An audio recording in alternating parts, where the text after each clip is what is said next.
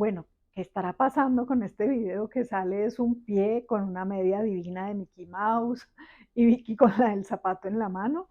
Bueno, hay una pregunta de esas que dice si uno se pone primero una media, un zapato y luego la otra media, un zapato, o si uno se pone las dos medias de una vez y luego los zapatos.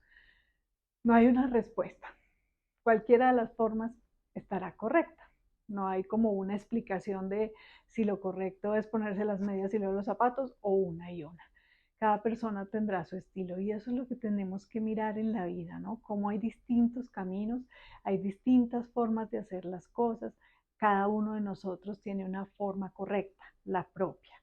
Sin embargo, a veces nos enredamos mucho queriendo enseñar la forma correcta a otros, a veces no solo enseñar, sino también imponer, y esto empieza a generar conflicto y la persona que es receptora, digamos, de esa indicación, orden o imposición, se siente invalidada, se siente como que le están diciendo que no hace las cosas bien. Entonces no olvidemos que hay distintas maneras de hacer las cosas, que cada uno de nosotros tiene un camino, el propio, que cuando nos metemos un poco a opinar a la forma correcta del otro, tenemos que ser muy cuidadosos y sobre todo estar atentos a que la ayuda que yo le estoy dando al otro, si el otro no la siente como ayuda, pues va a ser algo como molesto o incluso invalidador o maltratador.